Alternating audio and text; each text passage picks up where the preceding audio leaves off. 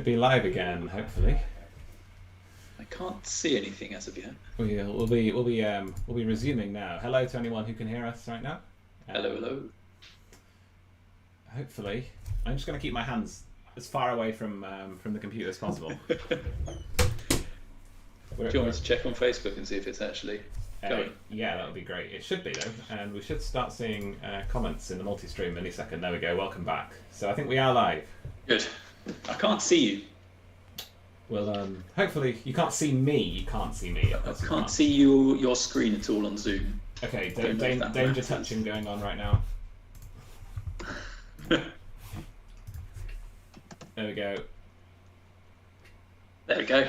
People can see us. So We're back. So for those of you who were here a minute ago, thank you for returning. Apologies for technical issues. I thought I had this sorted, but apparently not. I've had 2 different blue screen crashes in a row. So fingers crossed this just stays nice and smooth right now, and I will try not to touch too many things. So so yeah, we were talking about the dog. We've done the dog, and yep. Yeah. So thank you so much for joining me, Richard. And pleasure. As always, I attempt to start the show when my computer is full of power and energy with the UK Disc Golf News. So let's do that. So of course, there's not an awful lot going on in the world right now with the lockdowns still ongoing, but due to end next week, which is good positive disc golf news for us because we should be able to get back out on the course at least. Are you out in Manchester? We're tier 3 and still here. Yes, we're going to be tier 3 as well, but even in tier 3, golf can open and okay. I should probably know that. Outdoor sports can open and be played with groups up to 6 again. So okay, back to how we were before the latest tier 3 lockdown. Fantastic. So hopefully, fingers crossed, we'll be out playing some golf again, which will be nice. Indeed. So I know people are looking forward to that in the chat. So thanks for joining us, people who are here now. Hello to Shane, Tom, Amy, obviously, next door, and Ollie watching over on YouTube. So yeah, there is a YouTube stream if you want to check that out, anybody. And yeah, so what else is new in the UK Disc Golf News this week? We've got, of course, Carol's Women's Bag Tag League. We talked about that a little bit last week, but she sent me an update, so I'll read what she said. They have secured sponsors and support from Innova, Zoe Andyke, Throw Pink, PDGA Women, Disc Golf UK, Launch, SDGA, and more coming apparently. So masses of support and sponsors for this Bag Tag League. Such a cool thing that's going on. Everyone was so excited that they've opened formal registration for it early, where you pay I think it's £10 or something close to that for your bag tag and sign up and get it all sorted and set up. And they've already had 21 people paid and registered in 24 hours, with another fantastic. Another 16 people who are on the list who are going to do it soon. So starting in April next year, which is a way away still. Give all the COVID stuff time to blow over, but great to see that that's happening and has support and so many people are excited for it. So I know I'm excited to follow how it goes. Yeah, and those bag tags were looking superb. Individualisation in each one. Just working hard getting those out. If anyone wants to see what the bag tags are going to look like, check out the British Disc Golf Facebook page, and you'll be able to see Carol's posting them on there. So yeah, have we had a women's league before in the UK, Richard? No, not that I can think of. There's been women only days. Sham ran one a few years ago at Park, which was really successful. There's been a couple of other ones. Sue's done stuff over the years, but no nationwide league that I'm aware of. It's great to see it being done. Yeah, really cool. Really happy to see Carol getting that running with it and getting such fantastic response so quickly. So that's something that should grow. I mean, we from our sales point of view, we see that there are a lot of women playing out there. There are a lot of women buying discs out there. It's probably something like 60-40%. Wow. Men to women. Now, obviously, sometimes that might be someone's PayPal being used. You can't really tell for sure, but there's a lot of women that are buying discs, and you have to assume playing. And what Carol's doing there will hopefully start to pull them into competition a bit more. Which Yeah, would be it's great. really Rich, I'm getting a message on your side now. Right. Sorry. What do I need to do? Maybe turn your volume down slightly. Yep. Let's see if that fixes it. Yeah, that sounds like we should be good now. So as long as you can still hear me, we should be good. Should put my headphones on. You should have done better, but we're all good, I think, for right now. So yeah. Speaking from personal experience, disc golf in Manchester, you see loads of women out. There's plenty of women getting involved in the Facebook group now as well, and I wouldn't say it was anything close to 60-40, but it's much more than even this time 2-3 years ago. So that's been really nice to see. I got a really nice photo from the last day of our league of an all-female card, none of whom were. Everyone was had met up and decided to make this group to play together rather than. It was just great to see an FPO card, as you would put it, at the league. So yeah, it's really nice to see so much progress. It's going in the right direction. Certainly, and things like this should really help to kick it on. Yeah, definitely. So, in other UK Disc Golf news this week, there's been some excellent videos being put out on the Disc Golf UK YouTube channel. Excellent. We'll give you excellent. I'll give you excellent. I've enjoyed them. Okay. Well, thank you. That's very kind of you to say. Yeah, it's something I wanted to do a long time ago. I regretted not doing a similar thing at Cotswold View after having done the course there, and it's probably a conversation with Noah that triggered this one, where he's going, well, why did you make it down a walking path? None of the holes at Cotswold View were walking paths. They were jungle. I wish I could have shown you what they were like before we started. They've turned into walking paths because they look like them, but they were all cut through jungle. So the plan with this was to try and show a progression, show the thought process as well of, what I'm looking at, what I'm trying to achieve on each hole, and what trying to, basically how you're piecing the jigsaw together to try and create something that should be both a challenge at the top level, but also fun. That's one big part of it that I always want to try and bring back into it. The holes are fun. They shouldn't just be a slog, even for those top level courses. They should always have that element of fun. It's fun that brings us to the sport. It's fun that brings us to the game.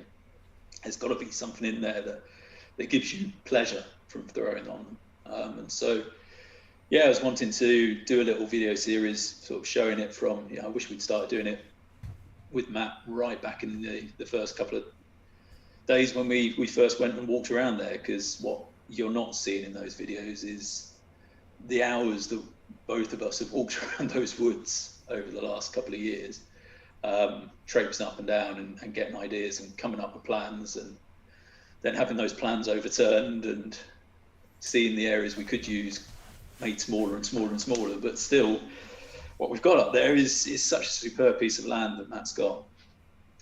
It should be fantastic. Really looking forward to getting this going further. Likewise, I can't wait to play. Yeah, it's exciting.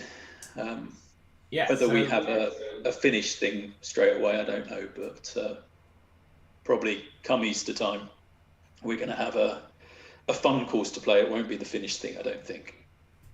It'd be nice to think it will be, but yeah, well, that's good, and I think it's going to be nice to see the progress. We've got there's so for people who are here who don't know, we're talking about this this new course which is just outside of Stratford, I believe. Yep, and just north of Stratford. We got the announcement through this week that the planning permission has gone ahead and Richard's been releasing his videos, so that's really exciting. Why don't you give us a little bit of a background on what the story is behind the course, because I know you put a post out on Facebook, but not everyone will have seen that. Yeah.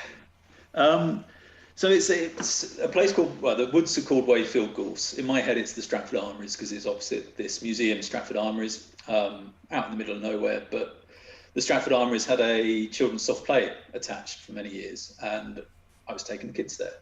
And we'd go there, and I'd look at these woods across the way and go, God, they're great. This would be perfect if we could get something going with Stratford Armouries, and then we get a course over there. So I spoke to the owners there, and they hadn't got a clue who owned the woods. And then probably it was very soon after that conversation with the Armouries, I was at Quarry Park with, I think it was Ian McNidder, playing a cheeky lunchtime round. And we bumped into this guy, played around with him. Turned out to be Matt Gillespie. And yeah, we were just talking about disc golf and what have you. I haven't been playing too long at that time. And I mentioned that I was, putting courses in and loved putting wooded courses in. And had seen this one in Stratford that I would be absolutely perfect for. And I was like, oh, obviously the armour is, my mum owns that wood. What? What a tiny, tiny little world. But then, not really thinking anything more of that. And Matt, in the meantime, went away and spoke to his mum and persuaded her to put the woods over to a disc golf course. So she lives out in Jersey now, so it's not really a piece of woodland that she uses at all. So it hadn't been used by anyone for years and years. And so Matt's been working incredibly hard over the last, I can't think how long it is. I mean, the planning permission must have been going on for the best part of a year and a half. And before that, there was more work that he was doing. And yeah, he's come up against all sorts of obstacles on the way and overcome each and every one of them. Come up with plans to sort it, and he finally got the permission to go ahead. Was it only last Friday? Yeah, I believe so. Yeah, so the planning permission came through last Friday, and he's good to go. The only thing that we have on the land is he's not going to be able to have it open for play when the bluebells are flowering. So it's going to be closed once a year for a month, around that April-May time. So the bluebells are allowed to flower because it's a proper bluebell wood in there. And then the rest of the year it's going to be there for us all. So it's very exciting. We're hoping to do some big competitions in the future with both Quarry Park, with its extension, and Wayfield Course within, what are they, 10 kilometres of each other. With what we've just found out has been created where the Stratford Armourers were, that has just been sold to a Forest Lodges kind of company. It's not quite Forest Lodges, but basically a high-end camping site with all the facilities that go with that. So we should hopefully have a perfect base right next to the woods there and be able to ship people to Quarry Park very easily. So I can see in the future some big things happening. That sounds absolutely great, and I'm really obviously really excited to play it, and really looking forward to everything that's going to go on there. And such a great coincidence that you happen to run into Matt that day, and it's going to hopefully... It's a small world. Yeah, it really is. This is such a great course, and I know you've personally been really excited about this project for at least 2 years. You've mentioned it to me probably a year and a half ago for the first time, and it's cool to see it finally progress. So it is. It's very exciting. I mean, what it is as well is it's kind of a landmark case, because it's as hard as you can really get. The only thing that could have made it, it would have kiboshed it straight away, would have been if it was a site of specific scientific interest. But beyond that, it's greenbelt land and it's woodland, and those two things to get change of use on are pretty much the hardest. So put them together, it should be really, really hard. But because as a sport we tick all the right boxes, we can knock those doors open, which is great. We've got to do a lot to mitigate the environmental concerns, which is fine. We'll do that. But yeah, it should hopefully pave a way for other ones that we're talking to. Brilliant. Which is good to give other people opportunities. Yeah, that's the only thing is the planning permission is quite expensive. So from the commercial / economic side of the project, I'm sure people will be wanting to know: is it going to be run as a business? Is it going to be free to play? Is it going to be what's the deal going to be?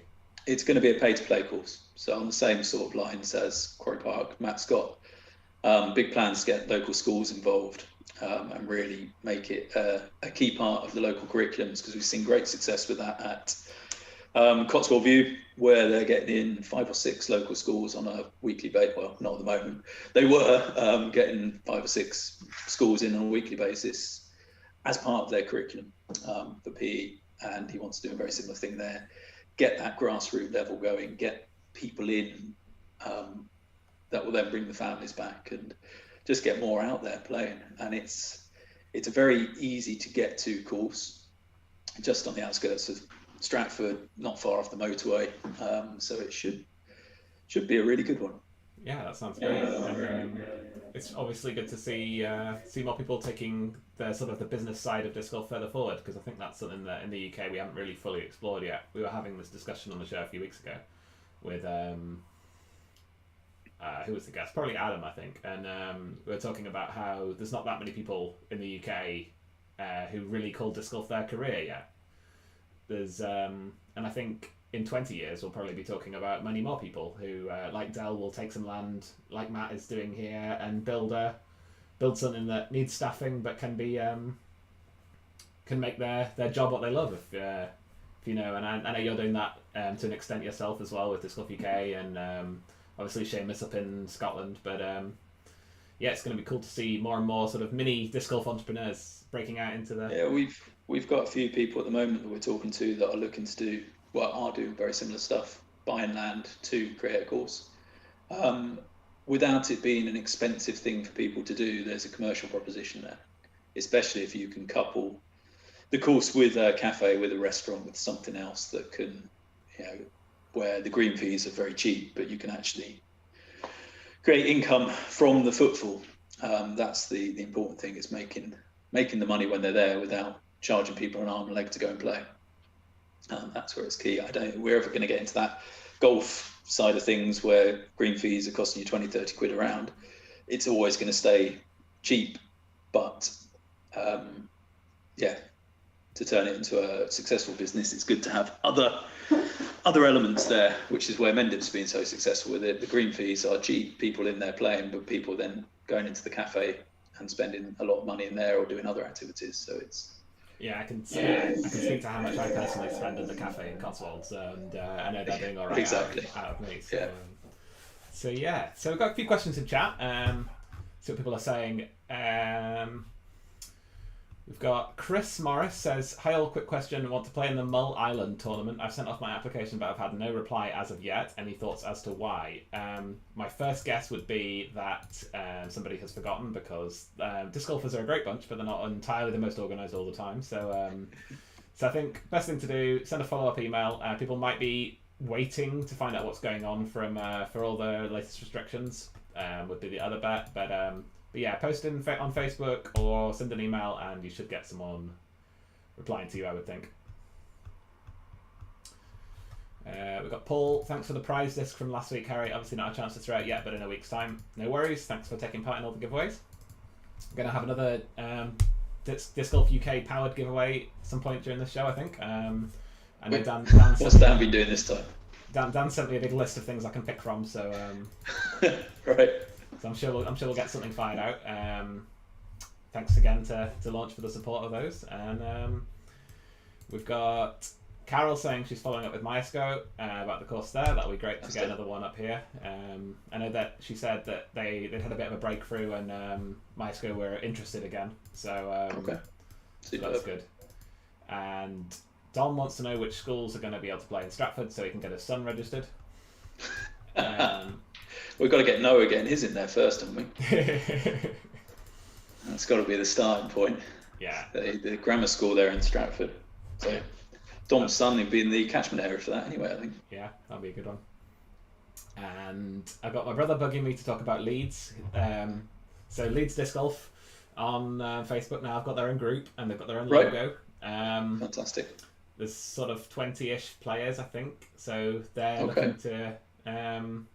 looking to get a course in Leeds. So hopefully we've got some leads on places. I think Andrew at Malice is working on that.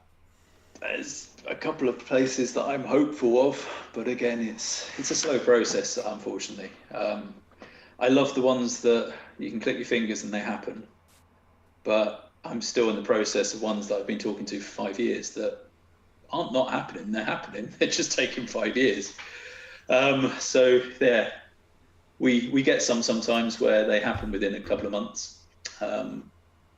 We should have a few announcements coming up in the next couple of weeks, but there's lots that they take a long time, especially if councils get involved. Things take a really long time. And yeah, Well, we should. I mean, have I spoken to you about Charlie Park? No. Clay Cross. So we're donating the course to Charlie Park, which is basically on the doorstep of our warehouse. That's going to be a free to play course, a really good one. Only 9 holes, but a really, really good 9-hole course. So sort of basically half a championship 18. It's good holes in there. And that should be, if we can just get some insurance sorted, that will be going ahead as soon as we're out of lockdown. Nice. Having a little bit of a problem with the insurance because the council wants us to insure it, and now general insurers don't like it mixed in with some of our other stuff. So we're having a bit of a problem there, but as soon as we get that sorted, which is supposed to be today's task, and then today's gone out the window with other things. Yeah, we should be getting Charlie Park up and running. It's not quite in Leeds, but it's getting up towards. Yeah, it's definitely closer and closer. That area, it's sort of, I think it's probably less than an hour from Leeds, so that's yeah. That's We're nice. working our way up the M1 at the moment. We've got another one up that way as well, up the M1, which Zoe will tell us all about soon enough, as soon as I can give her the good news. And yeah, we've got a few others in that area that should be going ahead sometime very soon. Just need to get some things finalised. exciting times. Daniel in chat wants to ask you about the Longsight golf course in Bolton. Longsight, but okay, yeah. Where do we get with that? I can't remember where we got with that. Is this the council-owned ex-golf course thing? No, it's not council owned. It's privately owned. It's the one I'm thinking of off the top of my head. We'll have to investigate that one. Mark Biddle's asking how's it going with the Belfry. Well, the little course is in at the Belfry. Still not completed. So there's 7 holes, I think. It's supposed to be 9, but they've never done the extra 2. So I've never really publicised it because I want the extra 2 in first. But yeah, you can potentially go there and play when lockdown's gone. I don't know how they're going to be with the tiered system, whether they'll be letting people in. Probably not. But once all this COVID craziness is gone, you can get in there to play. Yeah, that'll be cool. Daniel says Robin Day. Does that mean anything to you? Yes. Okay. Yeah, it's a privately owned one. Yeah. I can't even remember where we've got with that. I know something was happening. There's a long list. You need a team. Well, you've got. I mean, that's part of it. So Dan Whiteman's very close to some very exciting news down that way. Matt's working on some stuff that. Well, I should be doing some stuff for that as well. Run out of steam at the moment. But yeah, we've got a couple in both of those next to the woods that should be game changers. But again, it's just things that take time. None of it happens with a click of the fingers, unfortunately. No, it's not. But rest assured, there is work happening behind the scenes. Yeah, I know. I'm very excited. Hopefully, we can get from a selfish perspective, one somewhere within an hour south of Manchester would be lovely at some point. But I'm sure we'll get there. Yeah, there may be one in that general direction. I'll take it. Yeah, it's waiting on a final sign-off. But if it goes ahead, it's spectacular. Nice. I will try. I'm going to have Luton telling me I say that about all these courses.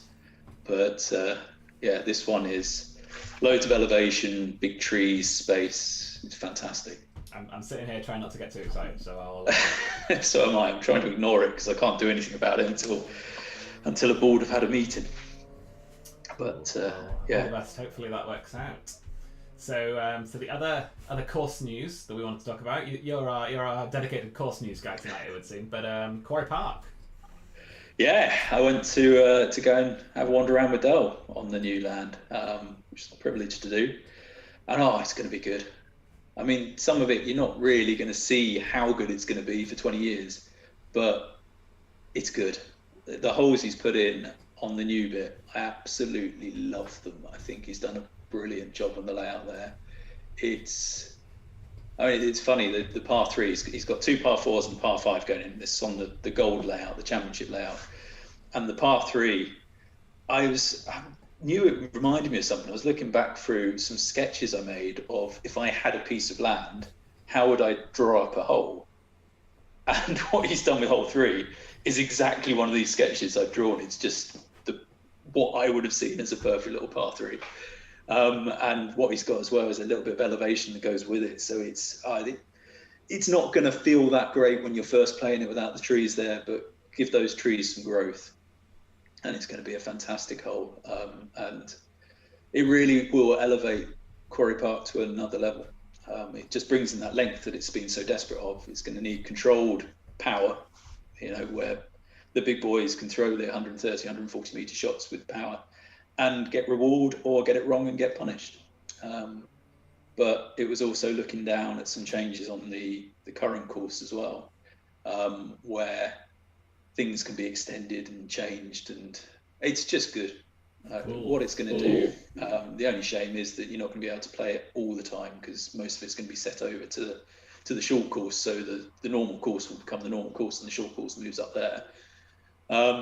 So it's not going to be a daily play thing. It's going to be a more, not rare occurrence. I think I'm sure he will find ways to get it playable for people, maybe on club evenings or something. But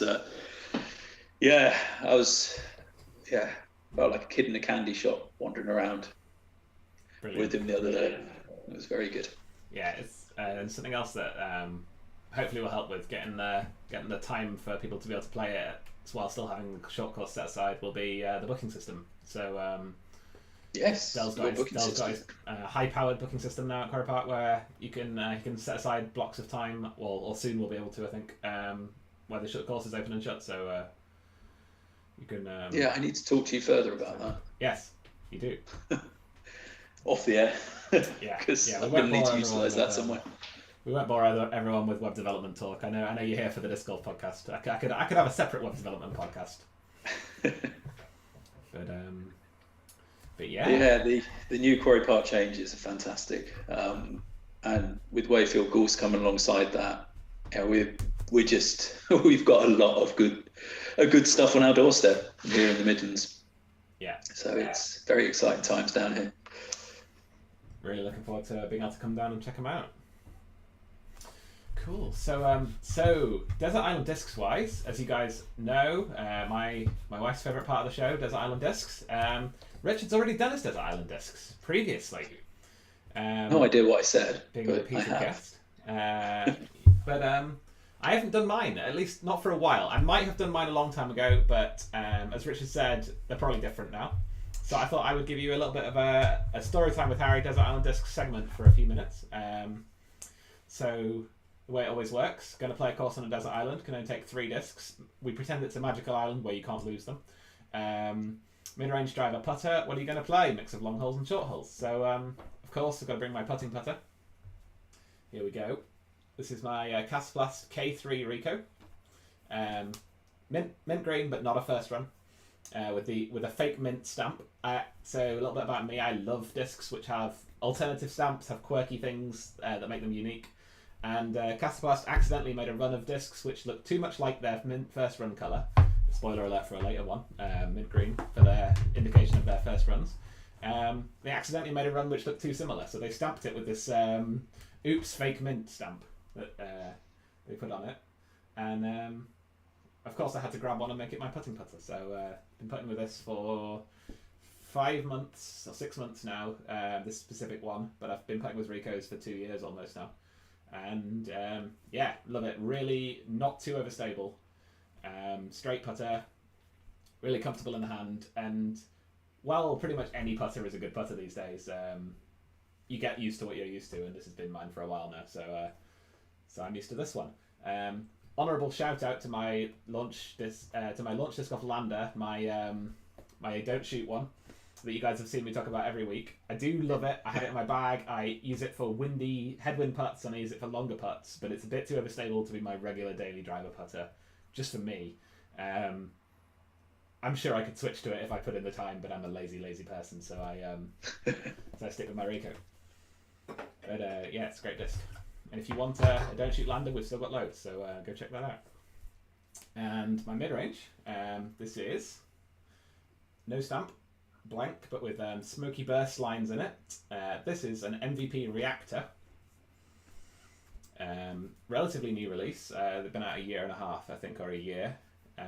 Came out, late 2018, I think. And this is MVP's Buzz clone.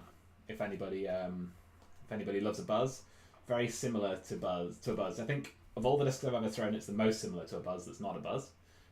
For me, it's slightly more reliable because I find pretty much every disc that I throw has this gyro rim on it. I throw a lot of MVP, and one thing that it does really well, I know people give and take various things about MVP and the gyro rims, but they do all feel the same, which to me is a massive advantage because I can pretty much grab every disc and the plastic's the same. It's the exact same, this black grippy plastic. They and I just make very, very good discs as well. As a manufacturer, the manufacturing is top class. Yeah, it's super nice being able to go to the shop, go on Disc Golf UK's website, grab a new reactor, the same weight as this one, and know that it is going to be the exact same disc. Like, there is basically no variation, which I don't think any other brand has nailed that one yet. So, nope. The overmold makes a massive difference in that, I think. But yeah. MVP in general are plastics manufacturers. They're good.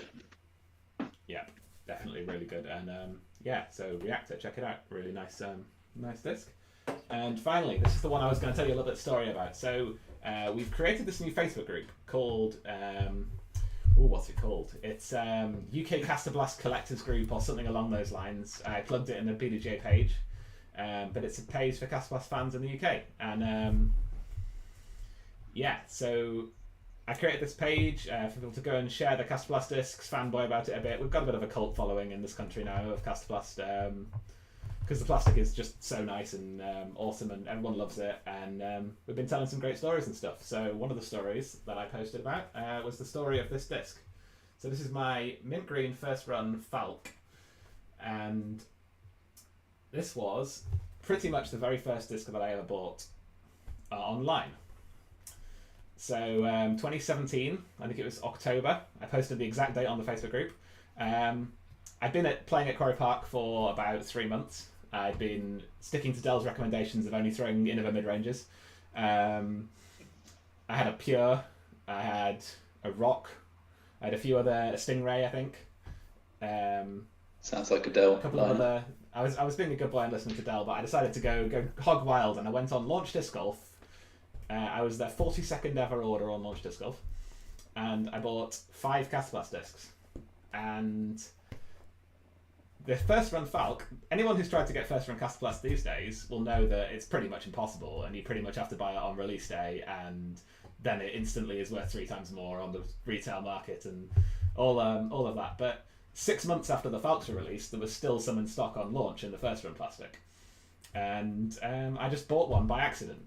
I just thought, mint green, that's cool, so I bought this one, this exact disc, and it's the first disc I could ever throw 60 meters. Which back in the day for me was a massively long way because I was playing the Quarry Park short course only. I was playing over par every round. I was very bad at disc golf, so this was my first disc I could throw 60 meters. It was the first disc I birdied a blue hole at Quarry Park with, which was hole 2, surprisingly. You wouldn't think that would be the first one you'd birdie, but it was. And then I think that was my first birdie at Quarry Park. Nice. And then obviously, my best driver, going to take it to my second ever tournament, which was Cotswold View, the very first tournament at Cotswold View.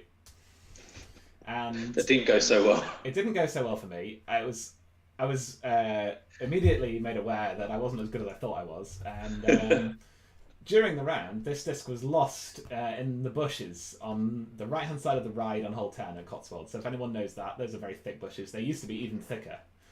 So this disc was in there, and I didn't get it back. I pretty much stormed off after the tournament, and I think you said a few things about trees. I did, and courses. Not my finest hour, but the disc was left, and I thought I would never get it back. And so 2 or 3 months after losing it, I went online trying to find another one because I'd bought another Falk, and it wasn't the same. Speaking of consistency, these were the first runs, so they were never made like this again. And I was advised at the time I could pay £35 for a new mint one. And I thought, that's a bit much for one disc. Not knowing that right now a brand new mint one would be easily £150.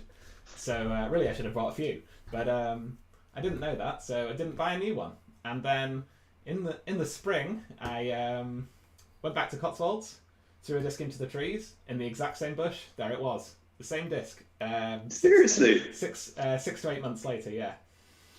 So it was rediscovered, and then it went straight back in my bag, and it's been in my bag. It had been in my bag for a year after that, and then it was my first proper ace disc as well. So you can see it on the back. Aced hole 7 at Manchester, which for those of you who don't know is a tunnel shot about 280 meters, 280 feet. Meters would be a good effort. Up here, hello. Starts out through a tunnel, then goes out into the open towards OB, and oh, that's a good ace. yeah, really good ace. The first person ever to ace that hole. And, Yeah, I was going to say. I don't think I've ever been close to that hole. Yeah, I've never been close again. But one of my friends, Nick, has hit the basket on it 4 times since then, and has not got it in yet. So we joke that it's a curse that I've aced it now and no one ever will. But yeah, so after acing that, I thought about retiring. So you'd crashed again for a minute. No, I'm still here. We're good. So I thought about retiring the disc after that ace, but I couldn't find anything that was as good. so I hadn't retired it. And then 2 months later, I went up to Bluebell Woods in Scotland, and there's a very famous hole at Bluebell Woods called Ed Sheeran, which is called Ed Sheeran because the trees are so catchy, like his music. And they also look a bit like his hair, and which is what I thought they were called that originally. But there's a big tall trees. The disc goes in the tree. It's gone forever, pretty much. And there's a drop zone for a lost disc in a tree hole, which you never see. But yeah, Ed Sheeran tree. And this disc hit the Ed Sheeran tree going very hard, about 7 or 8 meters in the air. And again, we thought it was gone forever. Luckily, my friend Callum was able to hang from the tree by his arms for about 2 hours. Wasn't really 2 hours. It was more like 10 minutes, but it was a proper good recovery effort, and it came back to me. So now this disc has been retired, finally, and it will forever sit here being my favourite disc, and I won't lose it. That's the story of my dream. So you throw it again? I hopefully I'll never throw it again, but we'll see. It'll find its way back in. So it was replaced by the lightweight run of the Lots. So Casterplast made a new disc called the Lots, and they made it in 160 grams. And that flies pretty much identically to this, which is very interesting. So, I'm still yet to actually throw any Casterplast. Richard, I have to give it a go at some point. Normally, this is the point where Dan would pop up in the chat and say, courtesy of Disc Golf UK, we're going to send someone it, but I don't think he's going to send it to you. Hey Dan, send me some discs. So, I need some Casterplast in my life. So there's my story about my first from Falk. Nice. There's the Desert Island Disc content for the week, chat. I hope that was good enough.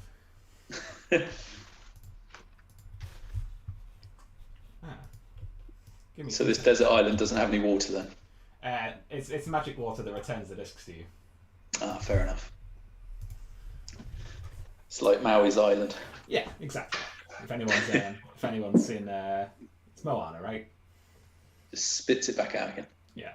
If anyone's ever seen Moana, by the way, my favourite Disney movie. So it's a great film. I've watched it many, many, many times over the last few years. You have a good excuse of having young children though, and I've watched it many times and have no good excuse. It keeps on giving. There you go. We're getting recommendations in chat. Shane says that you need a berg. I've got enough overstable putters. Oh, you'd be surprised probably. It's not that overstable. Yeah. It's more slow than overstable. But anyway, I could sing the Casterplast praise train for the rest of the show. The Falk and the Lots, both of them, I've thought about in the past, but then never got around to it, and then stuck with what I've always had. Yeah. Amy's in chat, and she says she's on the Twitch chat, by the way. So we do have Twitch. If anyone wants to watch on Twitch, it's literally just Amy's echo box right now. No one else is there. But she says that she's a good excuse for watching Disney films, and that's true. So yeah, I think sorry for the technical difficulties earlier. I think we're pretty much out of topics. Rich, have you got anything else you want to talk about or plug? Yes, there was something. What was it? We've got a big old giveaway coming over. Well, we'll be starting on the 1st of December. It's the 12 days, the Disc Golf UK 12 Days of Christmas. So there's some big stuff coming in it, some exciting things that everybody can be with the chance of winning. just in time for Christmas, we're going to courier it out. One of the other things, we've been having so many problems over the last couple of weeks with Royal Mail deliveries that from start December, we're going to go to a courier. Not sure who yet, but we're going to probably FedEx. We're just going to start couriering out parcels instead. Because, yeah, we're getting a daily basis, people saying, it's not arrived yet. This was 5 days ago. Should be there on the next day service. So they're obviously having some issues somewhere. And we're going to try and get things out a bit quicker because it's a bit frustrating. And I don't want to be getting loads of emails from people saying, where's my package? Just get it there. So, yeah, we're going to FedEx from 1st of December. That's the plan, I think, talking to Dan earlier. Yeah, Dan is in chat saying, needs a better name by Tuesday. Maybe we can drop some name suggestions in the chat, and that can be our giveaway for tonight. How about that? Needs a better name by Tuesday. We'll get thinking about it, Dan. Yeah, anybody in chat who wants a chance to win something from Disc Golf UK, I don't know what it's going to be. Dan will surprise you. It'll be big. So separate giveaway to the 12 Days of Christmas. Giveaway for this show. Think of a name for the 12 Days of Christmas for Disc Golf UK. I want to hear your best suggestion. Put it in the chat. Dan will mail you something. I don't have the list in front of me anymore, and I'm trying not to touch things in case I go offline again. But you will get a mystery from Disc Golf UK if you drop a name in the chat for what you think their 12 Days of Christmas should be called. There's not that many of you here right now, so you've got a good chance of winning if you can post something out. Let's see what you've got to come up with. Cool. So what? Dan's not shouting at me to say anything else, is he? No. So what are you looking forward to getting back in stock, Richard? At Disc Golf UK. Well, we've just had I don't know how many thousand Innova discs have just dropped. So the first one that we just got on today, pigs, which we've never had stock of actually. Whenever we tried to get them, we haven't been able to get them. We've got lots and lots of pigs have come in stock, which is nice. We've got restocks on all of the core lines, Makos, Mako 3s, Destroyers, T-Birds, just basically all your core lines. We've got stuff coming in for that, which is great. We've got some Greg Barsby Roadrunners, which I've been after for ages, because he's one of my favourite disc golfers, so happy to have those in. And then we've got the MVP stuff arriving on Monday, should be. So we've got some of the glow plastic from MVP coming in there, the Mary Curie stuff. And loads of stuff on there. I've forgotten quite how much we'd ordered because I ordered it originally back at the start of October and then forgot all about it. Because everything at the moment is just still taking a long time to get picked and packed and sent. The last 4 months of trying to get stock out of America has been tough to say the least. But we've got a lot coming in over the next couple of weeks. We've got some Pro Discus coming in as well. We've got some Obsidian discs. What else we got? If you've not come across them yet, the Thought Space Athletic stuff from, well, it's not from Infinite, but it came over with Infinite shipment. God, they are amazing. Oh, you got one. They are beautiful, aren't they? Yeah. I think maybe they have absolutely knocked those out the park.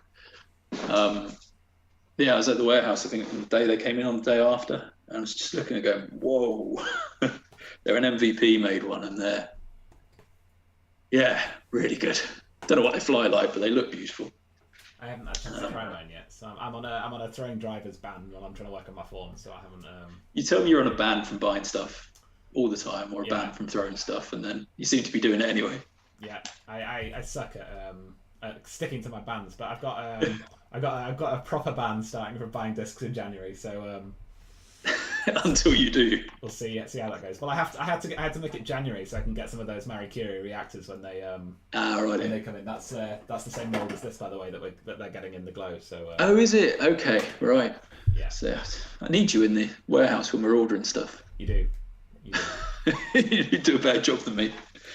Anyway. Right. So we're going to go through these suggestions. Pretty much all of them are the same so far. So we're going to go through. Whichever one we pick is not going to be necessarily used. I want to give that disclaimer. It may be something that Dan and Rich come up with later.